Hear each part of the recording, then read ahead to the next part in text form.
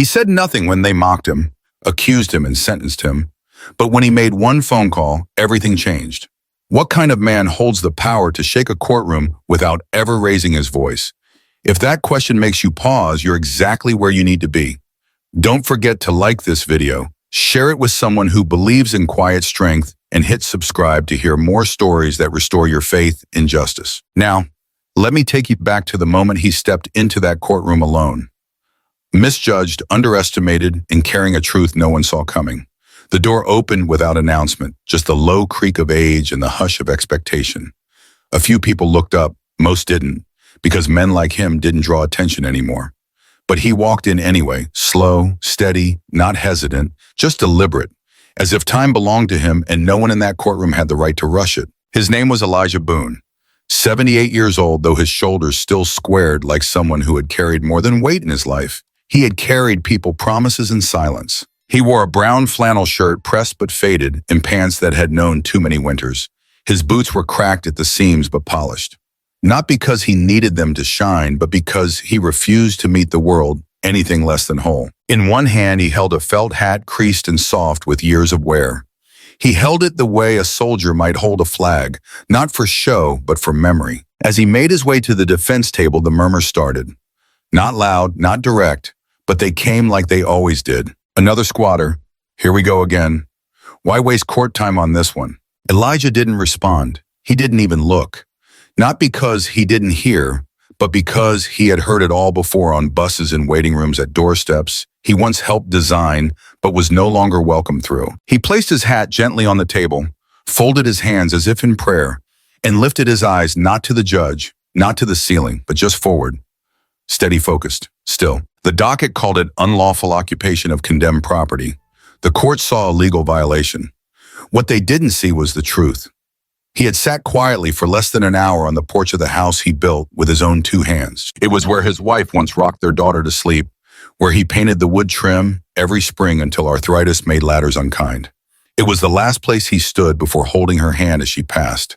The porch didn't belong to him anymore. Not on paper, but the land remembered, and so did he. He wasn't here with a lawyer. He wasn't here with a cause. He came alone, not because he had no one, but because he wanted no one to carry this moment for him. He didn't lower his eyes when the judge entered. He didn't shift in his seat when his name was called. He had been judged before, in bigger rooms, for lesser reasons. But this time he wasn't here to defend himself. He was here to see if the system still had the courage to look him in the eye. And what the court didn't know, what no one in that room could have guessed, was that the man they barely acknowledged was the only one in the room with a blueprint for how justice should have been built. Judge Martin Caldwell adjusted his robe with the mechanical stiffness of someone who had done this too many times to care anymore. He didn't look up. He didn't have to.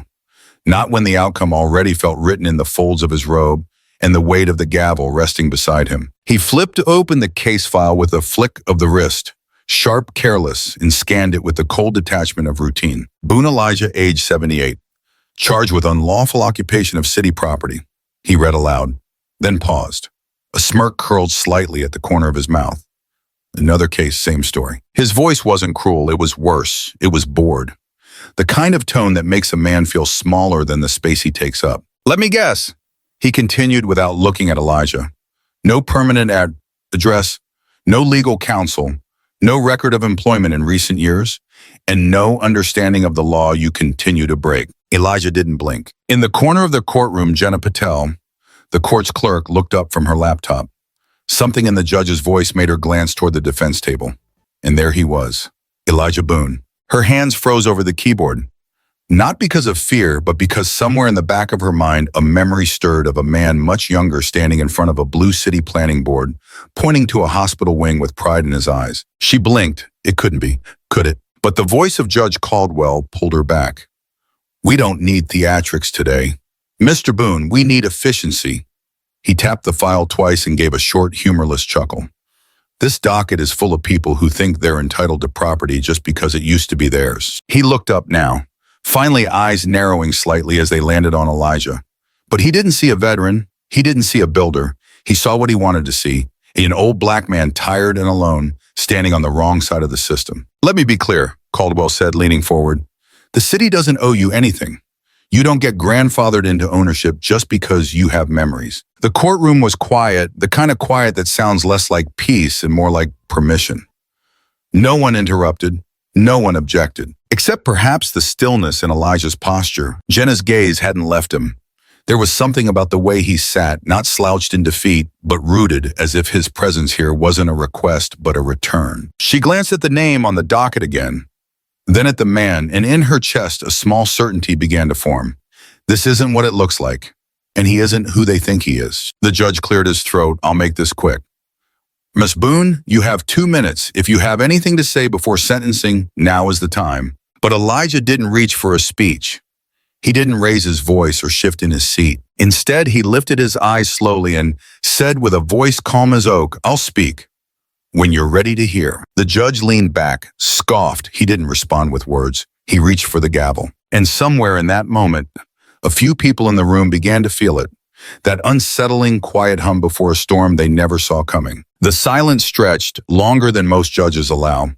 But Elijah Boone didn't seem concerned with time. He sat like someone who had seen too much of it already. Judge Caldwell exhaled sharp and annoyed. I asked you a question, Mr. Boone. Are you going to answer, or are you just here to waste this court's time? Elijah blinked once, then again slowly. When he finally spoke, it wasn't loud. It didn't need to be. Because that house used to be mine, and the city I helped build it. The judge tilted his head slightly, amused in that way men are when they think they've caught a child lying. Build it, he chuckled. That's rich. Across the aisle, sitting in the second row, Evan Cross, a young journalist from the Tribune, had his phone half raised. He was ready to type something clever, maybe biting, maybe even viral. Old man claims he built the city.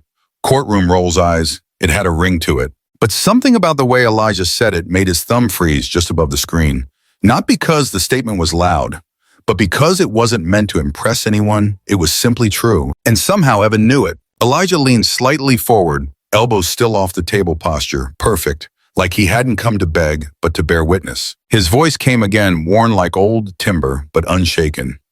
I held a pencil before I ever learned to read. I designed walls that kept rain out of newborn cribs, rooms that held the dying with dignity, spaces where broken people were put back together. He looked directly at the judge now, and the softness in his voice didn't weaken the words. It sharpened them. It designed walls for healing. Now I stand before one that condemns. The courtroom didn't gasp. That would have been too theatrical.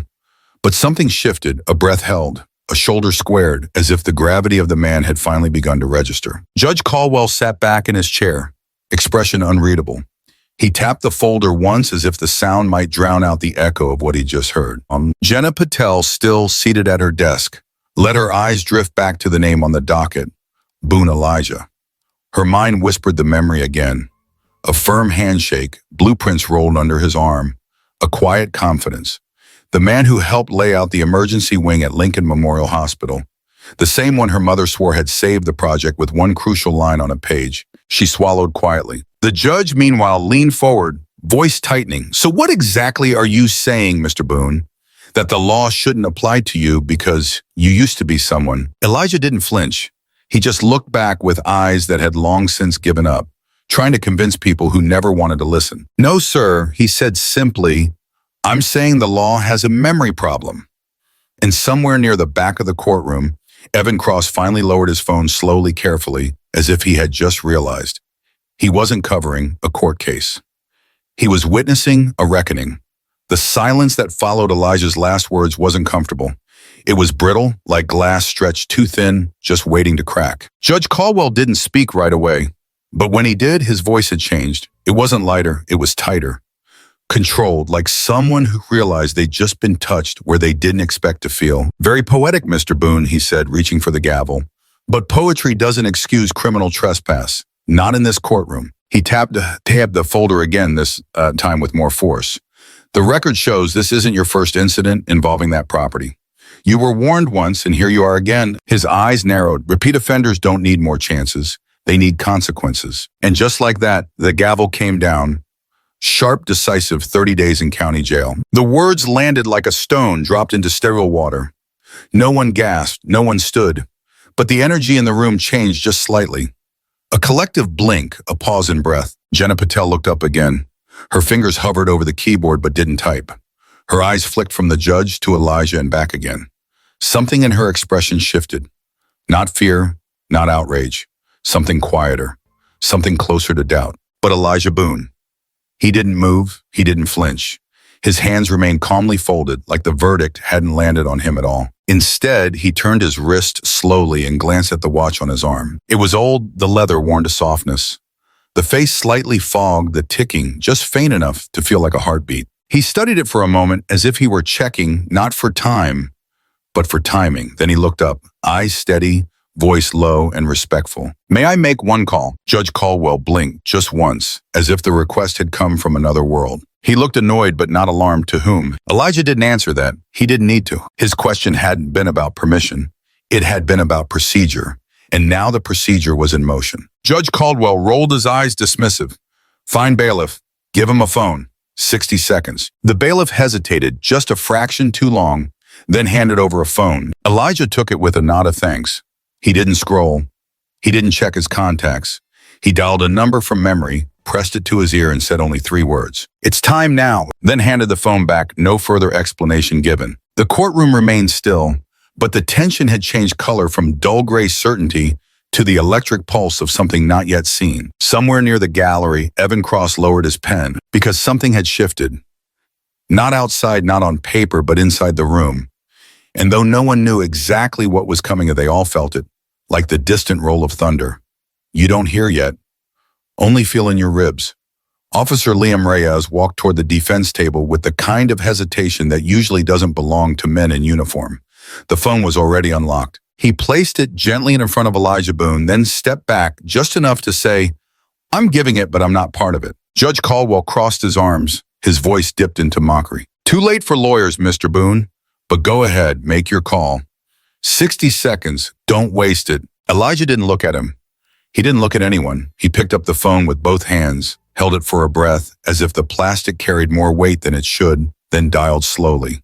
Each press of the button was deliberate, like unlocking something sacred. He brought the phone to his ear. His expression didn't change. And then softly, "It's time." That was all. No name, no follow-up, no explanation, just that. He ended the call, locked the screen, and slid the phone back across the table with the care of someone placing a note on a gravestone. No one said anything. Not right away. Judge Caldwell leaned back in his chair with a dramatic sigh, clearly unimpressed. "What your grandkids coming to protest? Should we expect candles and cardboard signs?" But the joke didn't land, because something in the room had shifted, not the furniture, not the people, just the air. The kind of stillness that sinks into your skin before your brain notices. Like standing outside before lightning strikes when even the birds go quiet. Evan Cross, the journalist, adjusted in his seat. Not for comfort, but because his instincts, those raw ancient ones that sit behind the rib cage, told him he was no longer in control of the narrative. Jenna Patel didn't blink. Her eyes had been locked on Elijah since the moment he spoke, but now her thoughts weren't in the courtroom. They were in a hallway from years ago. Pale blue floors, a bright mural of handprints on one wall, and a man, tall younger. Then coat sleeves rolled up gently, pointing toward a blueprint as nurses gathered around. That man had insisted on adding 2 extra feet to each emergency room doorway, just in case someone came through with both arms full of heartbreak. That man was sitting in front of her now, hands folded, watching time unfold without needing to interfere. And suddenly she wasn't sure what this hearing was anymore. Because if this was justice, it felt like it had started on the wrong side of the bench. She looked toward the judge, who was already moving on stacking papers, brushing away the moment like it was dust on his robe. But the room hadn't moved on. It was waiting. And though no one in that courtroom knew exactly what Elijah had just set into motion, they all felt it coming. A call doesn't need to echo to be heard. Sometimes the weight of silence is the loudest warning in the world. At first, it was just a sound, a rhythm, click, click, click, high heels against marble.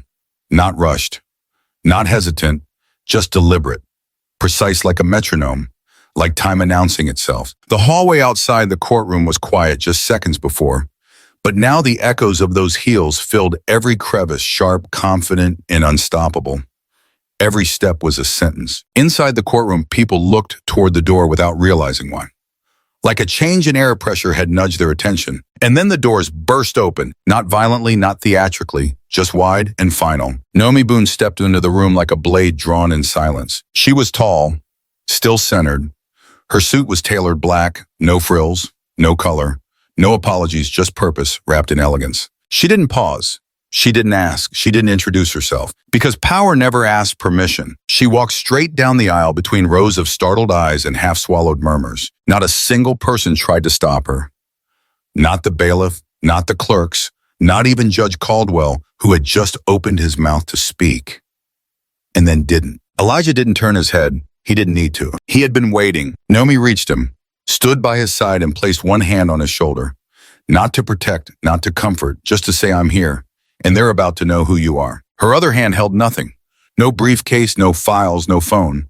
Because she didn't come to argue, she came to end the debate. Her eyes never left the bench. They locked on Judge Caldwell like she was assessing a building's foundation, measuring what had stood too long without inspection. The judge sat back stiff. His hands hovered above the case file he was pretending to study, as if paper could shield him from what had just entered. He tried to recover, "Ma'am, this proceeding has been adjourned. If you don't have direct business with the—" Naomi didn't blink. She didn't answer. Her silence was louder than any objection. She simply looked, not with fury, not with fear, just with the kind of calm that makes men nervous, because it means the other person already knows how this ends. And in that moment, the courtroom didn't belong to the judge anymore. It belonged to the truth and the woman who had just walked in with it. Naomi Boone didn't say a word. She reached into the inside pocket of her blazer and pulled out a simple leather folder, matte black with edges softened by use not show. It didn't sparkle. It didn't scream, but it settled on the defense table like a final word. She opened it with the kind of care people reserve for court orders or headstones, then turned it toward the bench and slid it forward. One clean motion, like sealing a case she'd already won. Judge Caldwell stared at it, blinked. Then almost reluctantly, he reached forward and pulled it toward him. He opened it more forcefully than needed, as if trying to reclaim authority with movement out alone. The first page stopped him cold. Property documentation dated, notarized, and signed. A clause at the bottom right of re-entry under Transitional Redevelopment Guidelines. Section 4C. In bold ink, Elijah Boone retains limited access and use until structural transition completes. Caldwell's mouth twitched. He flipped to the second page. A city-issued architectural certification, 1987, designated lead architect for Lincoln Memorial Hospital, Willow Heights Community Center, and East End Veterans Shelter. Name Elijah. A Boone signature, unmistakable. Page 3, a letter of commendation from the City Council issued in 1992. Words like lifetime contribution, urban renewal and design legacy underlined in blue ink. At the bottom, a gold embossed seal and the mayor's signature. Caldwell's posture shifted. Subtly but visibly, he leaned back. The gavel slipped slightly from where it rested on his palm. His hands trembled. Not wildly, just enough to make the paper shake. He tried to straighten it. Couldn't. His face, once flushed with authority, had gone pale, like he was staring not at paper, but at a mirror he didn't expect to find truth in. Naomi still hadn't said a word. She didn't need to, because the room was already speaking for her. Jenna Patel, behind her desk, covered her mouth with one hand. Her screen still showed the docket's original charge: trespassing. The irony burned through her chest like cold fire. Evan Cross was already scribbling into his notebook, the click of his pen, the only sound besides breathing. Judge Caldwell cleared his throat twice, then fumbled for his words like they were foreign objects. These documents appear to indicate that Mr. Boone— Naomi raised one hand, not rudely, not interrupting, just holding the moment. And then softly, "My father wasn't asking for pity. He wasn't asking for privilege. He was asking to sit on the steps of the house he built with his own hands." The sentence lingered, and in its stillness, the room forgot how to blink. The judge looked down at the folder again, then back at Elijah, and for the first time that day, he didn't see a case file. He saw a man. And in that moment, the courtroom turned, not from law to drama, not from order to chaos. It turned from ignorance to truth. Naomi let her hand fall to her side. The folder remained open on the table, its contents laid bare like an unspoken accusation. But she didn't point at it. She pointed inward through her voice. Her tone was even, not raised, not cracking, just true. He wasn't asking for a favor. The room held its breath. He wasn't asking for pity. Eyes dropped to the floor. Some blinked. One man shifted uncomfortably in his seat. He was asking to remember. The silence that followed was heavier than the gavel had ever been. Judge Caldwell didn't interrupt. He couldn't. His mouth parted slightly as if trying to find a way out, but no words came. Naomi stepped forward, just one pace enough to let the courtroom feel the gravity of what she carried. The man you saw was not a squatter. He was not lost or confused or defiant. He was home. A woman in the gallery gasped quietly, almost like a sob being swallowed. Naomi scanned the room once, not to shame, but to hold it accountable. You didn't look at him. You looked past him, and in doing so, you looked past your own city, your own history. She turned gently toward Elijah, still seated, still calm, still unmoved by the storm now circling around him. My father didn't come here for applause. He came here because he believed the law could still recognize the people who once built the ground it now stands on. The words hung in the air like morning mist, soft but impossible to ignore. And in the back row, Evan Cross's fingers flew across his phone screen. He didn't even think, he just typed what his gut had known since the moment Elijah first spoke. He didn't speak to win. He stood to remind. Jenna Patel wiped at her eyes without meaning to. Somewhere inside her, the guilt had started forming, not because she accused him, but because she hadn't defended him. And that was what Naomi had just done. Not defended her father, but defended memory. Defended the quiet lives that shaped cities but were too often forgotten by them. The room wasn't silent anymore. It was listening. And in that moment, Naomi Boone wasn't just a daughter. She was a reckoning with perfect posture and perfect clarity. Judge Caldwell sat frozen for a moment. Eyes down, fingers pressed to the edges of the folder like it might dissolve if he let go. Then with a breath he didn't realize he was holding, he leaned forward and spoke. Motion granted. The words dropped like smooth stones in a still pond. No splash, but all ripple. Mr. Boone is to be released immediately. The room didn't erupt. There were no cheers, no outrage. Just release. As if the truth had been pressing down on everyone's chest and only now could they breathe. Officer Liam Reyes moved first. Not with haste, but with clarity. He approached Elijah, reached gently for the cuffs, and with a quiet click, undid what should never have been locked. Then he stepped back a full step, not protocol respect. Elijah stood slowly. Not like an old man needing support, but like a man who had carried something heavy and was finally allowed to put it down. He reached for his hat, lifted it with both hands, and placed it gently back on his head. It wasn't an act of fashion. It was a return to dignity. The quiet reclaiming of something the system had tried to strip away. He turned, walked toward the doors. One step, then another. The gallery didn't move. No one blinked. They just watched, like witnessing the final chapter of a book they didn't know they'd been reading. At the threshold, Elijah paused, just before crossing into the hallway. From the bench, Judge Caldwell found his voice again, small, uncertain. Mr. Boone. Elijah turned slightly. Not all the way, just enough. The judge cleared his throat. Is there anything I can do? A beat passed. Elijah looked back, not with contempt, not with triumph, just with eyes that had waited too long for someone to finally ask. And then he spoke. Start listening. A pause, a breath. Start seeing. That was all. No bitterness, no grand speech. Just a simple directive from a man who had spent a lifetime being misjudged. Then he turned and walked out. The truth didn't march out that day. It didn't demand. It didn't boast. It walked, calm, steady, and finally free. Elijah had already crossed the threshold when he paused. Just one foot still in the courtroom. He turned, not to confront, not to claim, just to mark the moment. His eyes swept across the room slowly. Not as if he needed them to see him, but so they would have to see themselves. His voice came low but unwavering. They tried to take my place. He didn't raise a hand. He didn't point. My name? His gaze met the judge, then Jenna, then Evan. My history. And then with a strength that didn't show in muscle, but in memory. But I've spent a lifetime building something stronger than any courtroom. Jenna Patel, who had typed hundreds of names, issued thousands of warrants, and stamped a lifetime of orders, covered her mouth with her hand. Not out of shame, but out of realization. Tears didn't fall loudly, but they fell. In the gallery, Evan Cross leaned back, eyes wide, chest rising with a kind of reverence he hadn't felt since he was a child, watching his grandfather speak at a town hall. He whispered, barely audible, but it carried, "This isn't court anymore. This is correction." Elijah turned slightly, and then without flourish, lifted his hand and gently tapped 2 fingers to his chest, right over the heart. I don't need a deed to prove I belong there. A breath, a pause. The land remembers. The sentence didn't fall into the room. It rooted itself. Naomi stepped beside him again.